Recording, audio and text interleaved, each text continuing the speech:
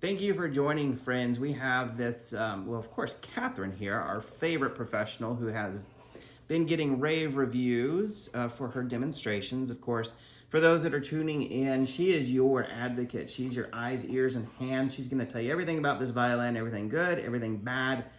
My reputation is at stake, and I would rather have a reputation than make money. So we have Catherine is going to be your, of course, eyes, ears, and all that jazz. So this isn't labeled Nicola Giorgi, two separate labels.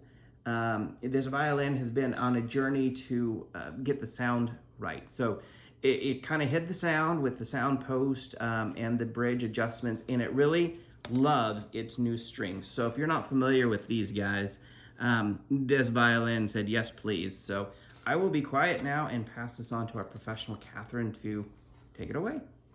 So I just want to point out all these little markings on here. It could be because of the wood or because it got, maybe a little bump or two, but I think it just shows the rich history that this instrument has had. I'm not sure how old it is, but I love seeing all these little marks because I think it's just so cool to see the history of this instrument. And it doesn't affect sound at all. I think it's really, really cool. And I love this darker part underneath the strings.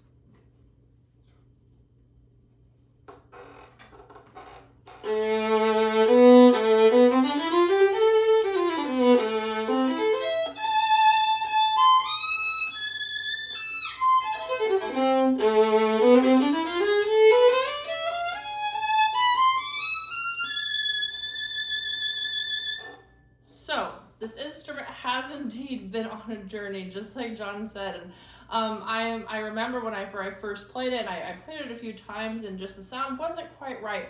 But with all the adjustments that John made, and with these strings, by the way, are my absolute favorite strings. I love Il Canones; they're amazing. They're just my favorite string. I've been using them for the last like 6 years. So if you haven't tried Larson's Il Canones, definitely worth trying. But this instrument really, really loves the strings. It draws out a lot more of the brighter tones, and it makes this instrument a lot more direct. So it sounds really, really nice. One thing that I love about the Il Canones is that it allows false harmonics to speak a lot better. And just to explain it really quickly, harmonics are very angelic tones that are created when you touch the strings really lightly. And false harmonics are created when you touch the string lightly and press one finger down. And so you press your first finger down and then you touch the string very lightly, and it creates a false harmonic. So you're about to hear it in a second.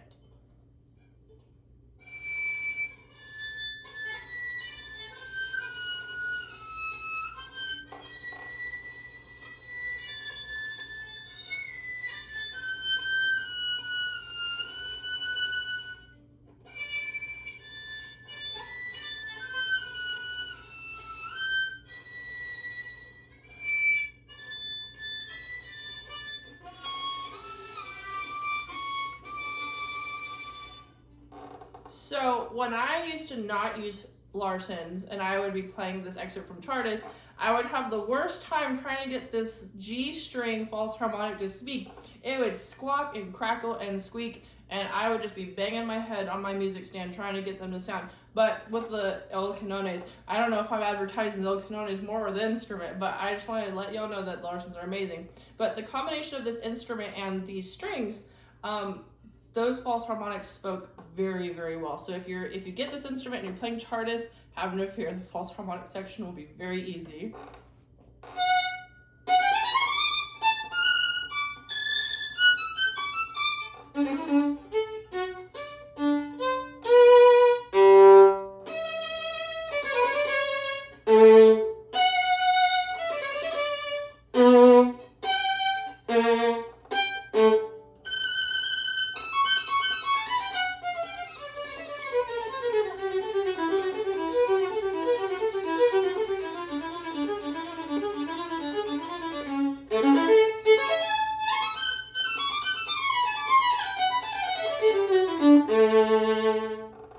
So that was a little excerpt from an etude that I learned a long time ago.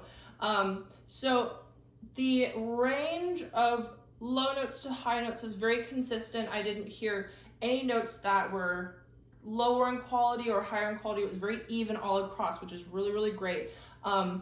This instrument has a really, really nice tone.